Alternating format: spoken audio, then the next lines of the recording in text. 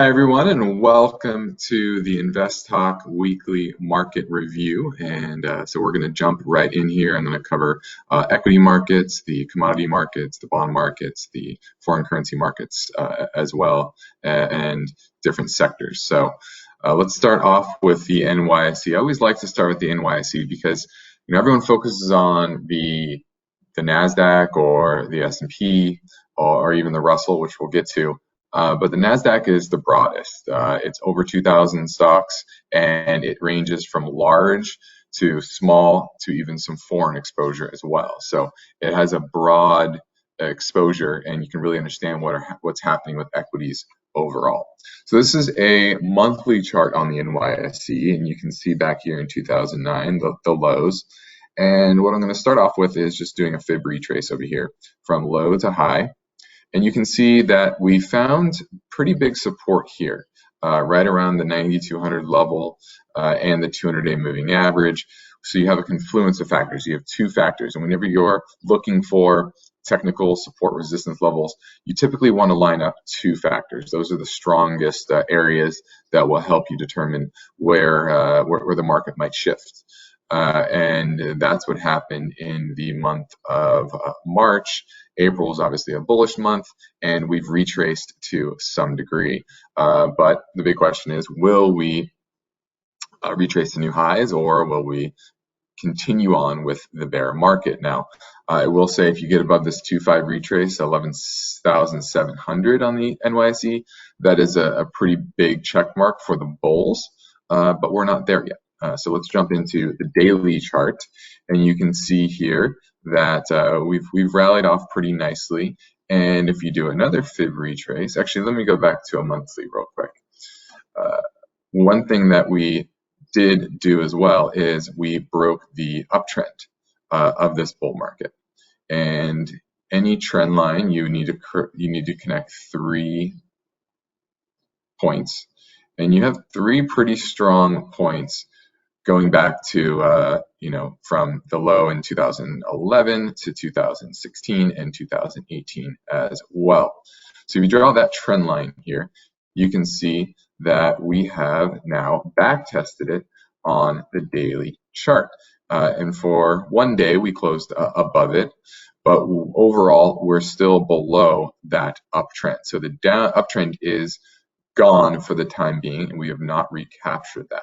Now, if you go back once again to these previous bear markets, and you look here in the 2003 to 2007 bull market, what you can see is that we broke the uptrend here in early 2008, and we retested it. See that little retest into the summer, actually May timeframe, similar to where we are now, and we failed at that, and obviously the bear market continued. You roll back all the way to the 90s, and you have the 95 to 2000 bull market, and you broke it in early 2001 on the S&P, and once again, or not S&P, on the NYSE, and then you retested it and failed, and continue on with this bear market.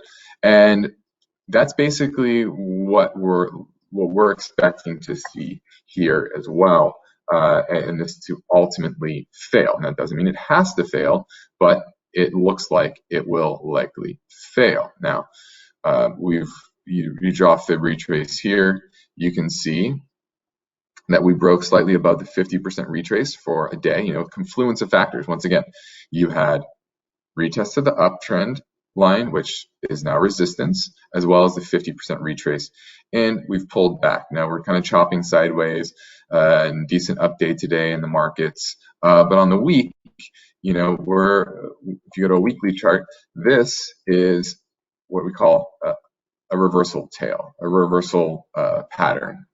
We closed, we traded higher midweek, last week, and we closed near the lows. So that is a reversal candle. Now, once again, it's one factor. It doesn't mean we have to completely reverse. Oftentimes, these candles with big wicks, see the skinny wick here, you'll get a retest of maybe that high or the mid part of that candle, and that's kind of what we're seeing here. What's telling me too that this is not over is, see this weekly MACD it's something that when the MACD is below the zero line, should I make this a little bigger here? Yeah. When it's below the zero line, that tells you that the downtrend is intact. The fact that we still have not even had a MACD crossover, you remain well below the zero line, that's telling me that this downtrend is likely going to continue.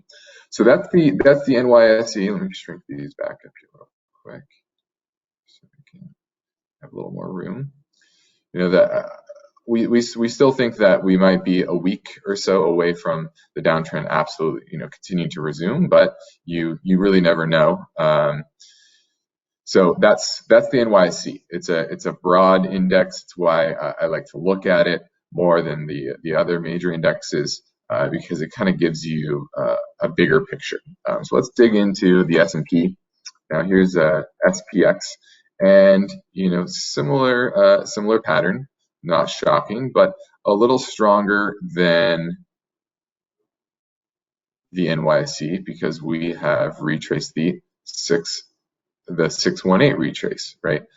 We touched it for a minute and bounced off of it, and now we're trying to get back up there, but haven't tested. If we can close above last week's high on the major indexes, that would be a pretty solid check mark for the bulls. Until then, this to me still looks like a bear market rally, and if we can get above the 200 and the 100, which are the green is the 100 and the purple, or purple, I guess, pink would be the 200. So they're kind of nestled together here, and that's certainly going to be big resistance as well. So the S&P is a little stronger, and the reason is because NYSE has small caps, as well as the NYSE has a less weighting to technology, which technology certainly has done much better than the broader indexes, and you can see that with the NASDAQ here. You have broken above the 75 retrace on the Qs, so that shows the relative strength of the NASDAQ is pretty incredible. We're up on a few percent on the year on the NASDAQ, which is pretty wild considering what's happening in the global economy. Now, that doesn't mean that you can't have some negative rollover effects or negative effects with businesses, with these tech businesses. Yes, some will benefit, your Zooms of the world, even Amazon to some degree, but they said that their expenses were higher than previous quarters. So there are some increased expenses with this. You have Facebook, Google, their advertised spending is likely to be down. I know Facebook's pricing were down 50% over the past couple of months. So, I don't think these companies are immune. And, you just go look at the Russell 2000. Let's go into the rut. And this has also been relatively weak. These are smaller names. They typically aren't as profitable. They typically don't have as good of balance sheets. And this also had kind of that reversal off the 50% retrace. So you're kind of seeing this bifurcated market where tech remains relatively solid, but the broader economy, broader stocks continue to remain relatively weak. And I always look at financials. Financials to me are, the bellwether of the market, right, or the economy. Right, you can't have a healthy economy without healthy financials. And certainly, there's some aspect of yield curve flattening. Lower interest rates makes it a lot harder for banks to make money. So their weakness doesn't always mean that there's going to be mass defaults or anything like that. But the fact that they are relatively weak and what you're seeing in the credit markets remains relatively weak overall shows me that this is not a rally that has a staying power. And then you turn to, and so this chart right here is XLF to the SPY. So you can see that financials remain in a downtrend compared to the overall market, which is not something you want to see. And you can say the same thing with transports. So here's the transport index, and you can see just the relative weakness here. This is really just a bear flag here, and you broke this this kind of uptrend here. This is not a bullish look. Let's just say that. Get rid of that. for the transport index. And even though people are ordering online a little bit more, the bottom line is economic activity across the board is dropping. You even see that with inventories. Inventories are actually dropping. Why? Because less people are able to go to work. You're having supply chain issues, and this is something that is going to persist for some time and going to drag down the transportation index overall. And obviously, there's a big part of transportation in the airlines, and you look at the Jets ETF getting a little bit of bounce today, but this is just bearish consolidation. The fact that so many Robinhood accounts are buying in this ETF is pretty indicative of how bad of an investment it is. Typically, when Robinhood accounts are buying up a particular industry, they're trying to bargain hunt, and more often than not, they're just buying into weakness. And we expect that the airlines will break down once again. Airlines have historically been a poor business overall because of the high overhead and very competitive landscape. And while the competitive landscape might get a little better because you're going to see some bankruptcies, the underlying demand, while will pick up, right, from next to nothing now, is going to be nowhere near what it was before. So, we're definitely going to continue to have weakness in, UAL and Delta and Southwest, and even Boeing. Look at Boeing here, remains bearish consolidation. Let's get into the housing market a little bit. This is the Home Builders Index, the Dow Jones Home Construction Index. We got a call on the radio show. I think it was Monday, or was it yesterday? I'm trying to remember on this ETF, or just the home builders in general. And they've had a pretty good rally. The mortgage market has been lubricated by the Fed. They're buying up mortgage-backed securities, and so it's a lot easier to borrow in the housing market. And actually, the listings are dropping, which is pretty interesting in this market. People don't want random people coming through their home, looking at their home, who may be sick, right? So in the near term, I actually think that's going to buoy the housing market with the low interest rates, lack of supply. But over time, as job losses mount, you're going to have people that are going to need to sell off assets. Now, do I see a real estate crash like you saw in 2008? No, because lending standards are a lot better. Banks have learned a lot to try to help people stay in their homes, low modifications, etc. So I don't see this mass supply of homes hitting the market that's going to really push them down. But you can see overall, long term, that the trend in the housing market has broken to the downside, and we still have not gotten to that 618 retrace. We probably will. This would be actually a pretty big shorting opportunity, I think, for the housing market overall if we get there over the next week or so. But you can see on the weekly chart how big of a drop this was, and then you go over to the monthly as well. Same thing, right? This uptrend has been broken and remains relatively bearish. Let's jump into the XLE. This is an area where a lot of people are trying to buy the USO, right? And we've been saying, don't buy the USO. If you want to play oil prices, look at the big oil companies that are going to be able to withstand low oil prices. They have better balance sheets, right? Because oil prices, especially USO it's complex. They invest in futures contracts. It's not directly investing in oil. So it's just a terrible vehicle to invest in. If you want to invest in oil stocks, you want to buy the XLE or some of the larger players in this space. And right now I'm going to jump over to this chart here, and this is the rig count. The rig count to the West Texas crude supply. So U.S. oil rig count in blue, right? And WTI crude prices in orange. Now you can see here from 2009 all the way to 2014, this was the shale boom, right? And then you had the bust 2015-16 timeframe come back a little bit and now rolled over again. And what you'll see here, which is interesting, is when you see a big drop in the or in the rig counts, right? Or I guess you used to say in the oil price, you see a big drop in the rig count soon after, and that is a remedy for low oil prices. Like I said before on the show many times, is the best cure for low oil prices is low oil prices, because this is what happens. The rig count drops, companies stop drilling, and you see a recovery in prices. You saw that here in 2009. You saw that again in 2015-16 timeframe. And typically, the rig count actually falls a little bit past the bottom in crude oil prices. And you've seen a dramatic drop here from a high in late 2018 of about 887 rigs in operation within the United States, and now last count was 292.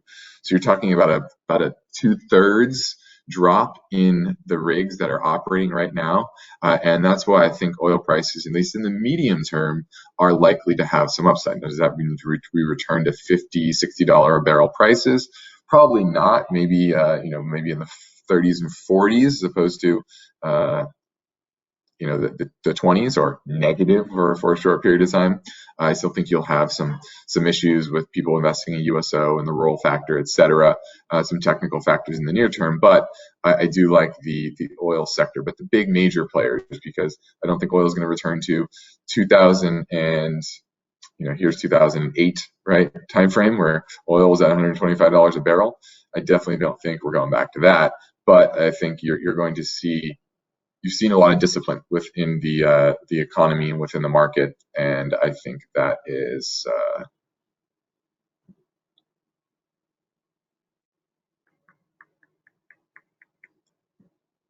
I just realized.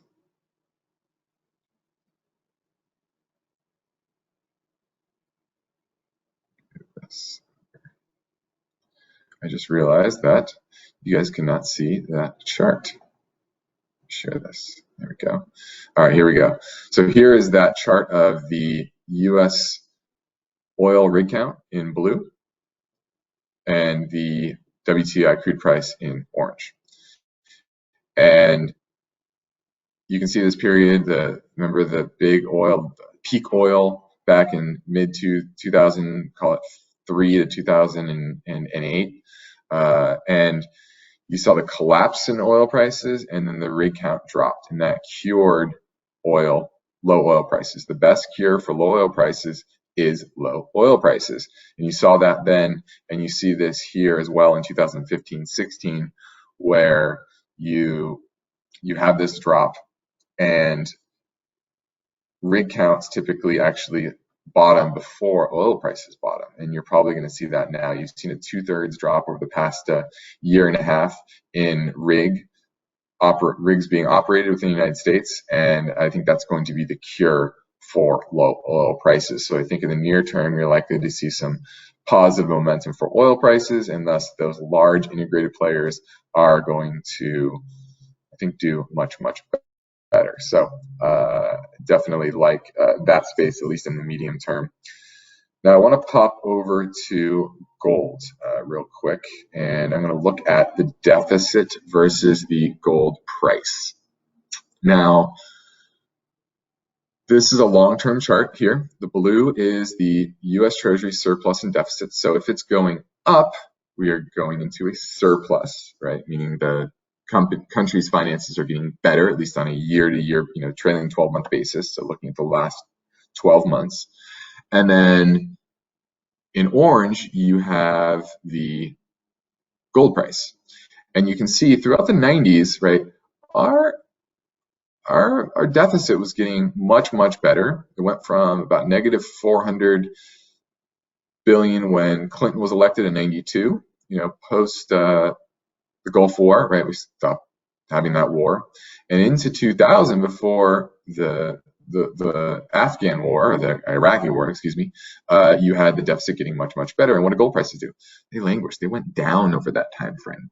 But as soon as we started going to war and our deficit started to expand again down here to 400 million, you had gold prices go up. Now, it doesn't look like it went up a lot. Remember, it's a low base. This is from the low in 99 of 252 all the way to about 391 in 2004. So in 4 years, that was a pretty good return on gold prices. Now, gold actually continued, even though our deficit got a little bit better. Remember, this was in the midst of, remember the last chart on oil prices? This is commodities in general just going up. So money was just pouring into commodities, and you saw that with gold prices. Gold prices followed with that increase in inflation.